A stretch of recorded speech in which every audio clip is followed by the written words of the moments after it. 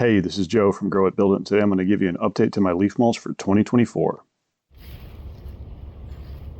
So regular viewers of this channel are probably familiar with my leaf mulch experiment / observations over the last several years. This is where I pile up as many leaves as I can find and see how black it turns my soil over the coming year. And you've probably seen how it increases the depth of the blackness in my otherwise inorganic soil year over year, while also reducing compaction and promoting various life forms within my soil. Well, this is my update on this for the 2024 year, along with some other subjects I will cover, namely for the first time I actually tested my soil for nutrients, and we'll go into detail about that. So without further ado, let's have a closer look.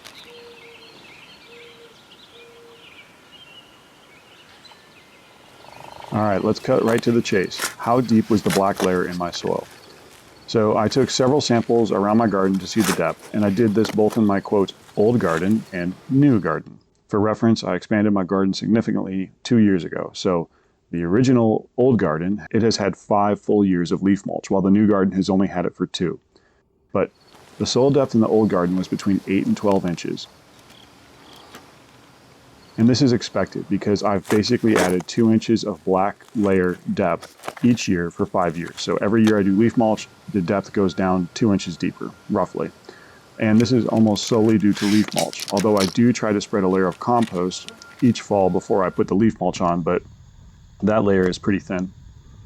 Now, when I went to take the depth measurements from the new garden, the black loose crumbly layer was around 4 to 5 inches deep.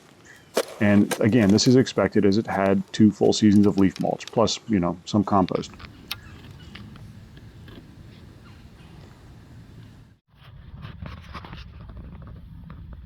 If we want to look at my whole history, I can show you what the soil looked like each year from early fall of 2019 to 2020,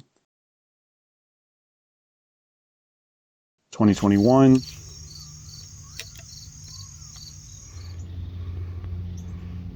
right up through 2024.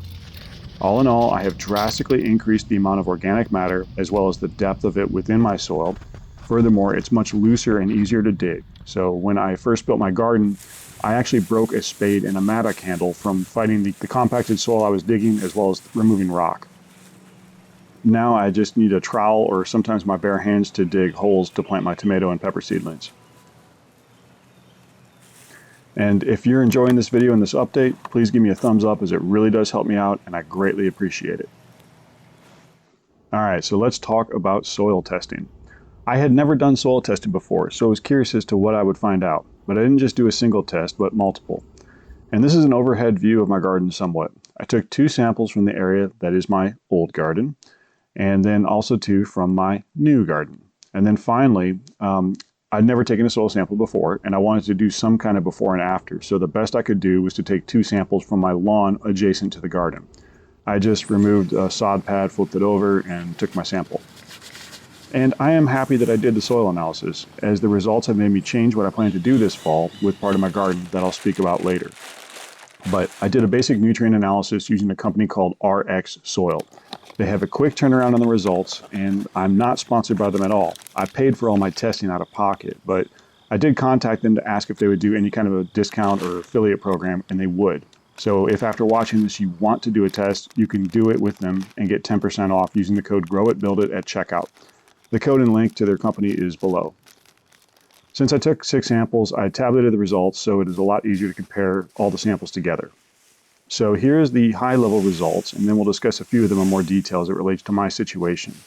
But the table is laid out showing the items measured on the left, the recommended range for a typical vegetable garden, and then the results of my soil samples from the old garden, new garden, and my lawn.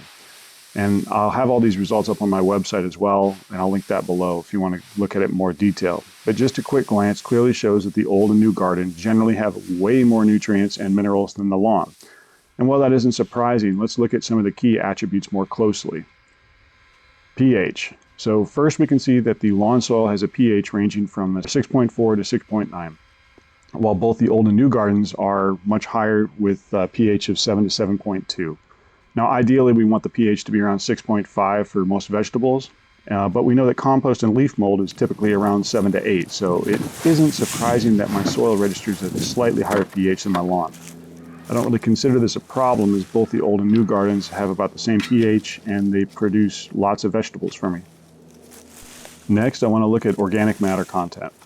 Most published references say that you should have 5 to 7%. And here I come in with a whopping 15% result from my old garden and new garden, basically.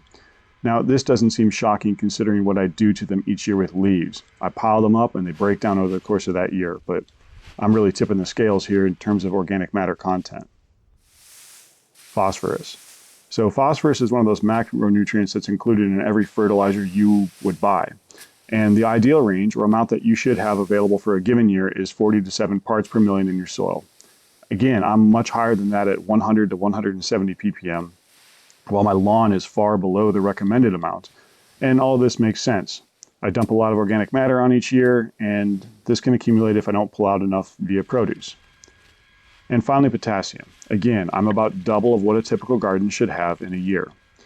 Now, the rest of the results that I have generally just indicate that I have more than enough micronutrients available for a typical vegetable garden in a typical growing season. And many of them are just part of my base soil because a lot of them are present in the lawn at the same levels. So what does it all mean? Well, if you just go by the numbers, you would think that I shouldn't add any organic matter onto my garden next year, as it certainly appears that I'm accumulating phosphorus and potassium. And excess amounts of these can lead to other nutrient deficiencies, as phosphorus can mineralize with other elements and basically make it so that it's no longer available for your plants. And a similar thing can happen with potassium as well. But I want to consider how fast am I actually accumulating these? Well, consider that my lawn, which has virtually no fertilization from me, has really low amounts of base level phosphorus. And that's completely logical. While the old garden, which has had 5 full years of leaf mulch and several years of compost, is at 140 to 170 parts per million. And it's not that much higher, though, than my new garden, which has only had 2 years of leaf mulch.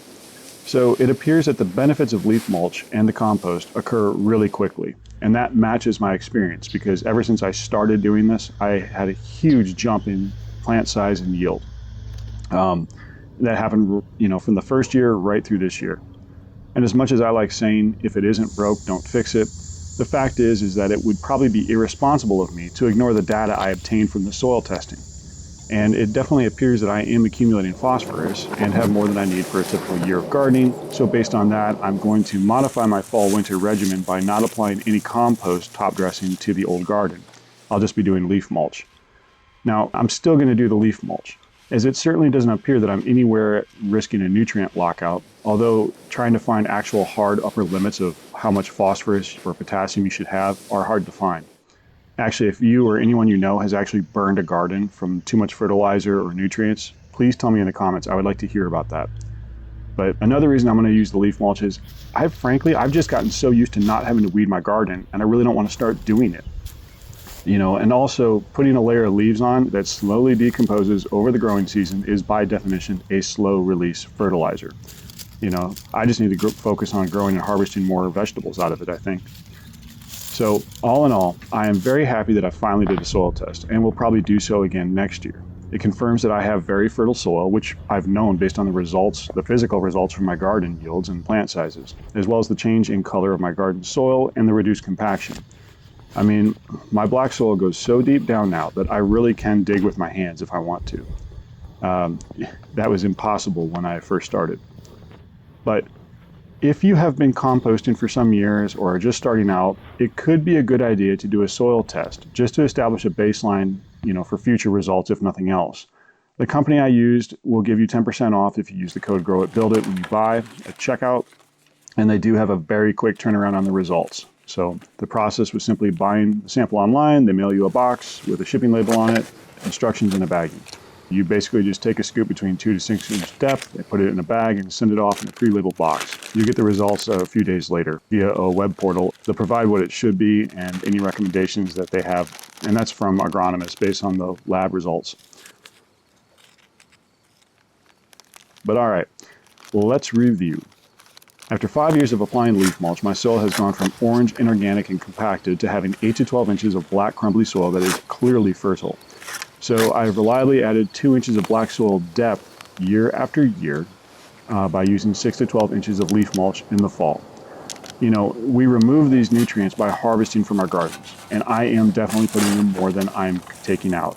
So based on that, I'll change what I'm going to do this fall by only doing leaves and no compost, but I will probably retest next year to see if the levels have changed much. But all right, that's all I've got for you today. If you have any questions, please ask them in the comments and I will do my best to answer them. If you found this video interesting or helpful, please click the thumbs up, as this is an easy way to help me out and I truly do appreciate it. But all right, you guys all have a good one.